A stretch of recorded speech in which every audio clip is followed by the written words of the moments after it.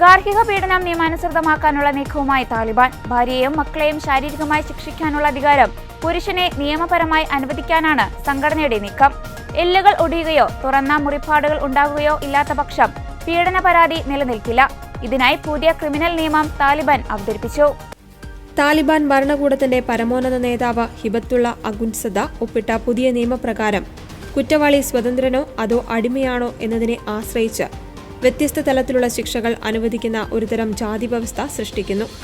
ബലപ്രയോഗമുണ്ടാകുന്ന സാഹചര്യത്തിൽ പ്രത്യക്ഷമായ അസ്ഥിഭംഗമോ മുറിവുകളോ വരുത്തിയാൽ ഭർത്താവിന് 15 ദിവസത്തെ ജയിൽ ശിക്ഷ മാത്രമേ ലഭിക്കൂ.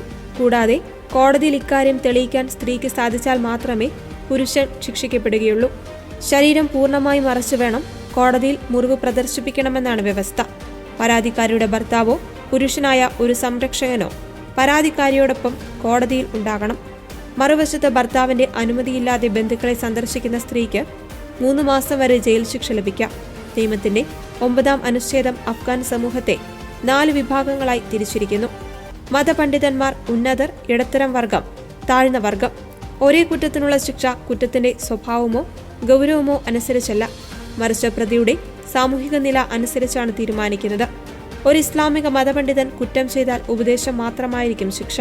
കുറ്റവാളി ഉന്നത വിഭാഗത്തിൽപ്പെട്ടയാളാണെങ്കിൽ കോടതിയിലേക്ക് സമൻസ് അയക്കുകയും ഉപദേശം നൽകുകയും ചെയ്യും. ഇടത്തരം വർഗക്കാർക്ക് ഇതേ കുറ്റത്തിന് തടവ് ശിക്ഷ ലഭിക്കുന്നു. എന്നാൽ താഴ്ന്ന വർഗത്തിൽപ്പെട്ട വ്യക്തികൾക്ക് തടവ് ശിക്ഷയും ശാരീരിക ശിക്ഷയും ലഭിക്കും. ഗുരുതരമായ കുറ്റങ്ങൾക്ക് ശാരീരിക ശിക്ഷ നൽകുന്നത് ഇസ്ലാമിക പുരോഹിതനായിരിക്കും. 90 പേജുള്ള പുതിയ ക്രിമിനൽ നിയമം സ്ത്രീകളോടുള്ള അതിക്രമങ്ങൾ ഇല്ലാതാക്കുന്നതിനുള്ള 2009 നിയമം റദ്ദാക്കി. US പിന്തുണയുള്ള ഭരണകൂടം അവതരിപ്പിച്ച നിയമമാണ് റദ്ദാക്കിയത്. പുതിയ നിയമത്തെക്കുറിച്ച് ചർച്ച ചെയ്യുന്നത് തന്നെ ഒരു കുറ്റമാണെന്ന നിയമം അനുശാസിക്കുന്നതായി പറയുന്നു.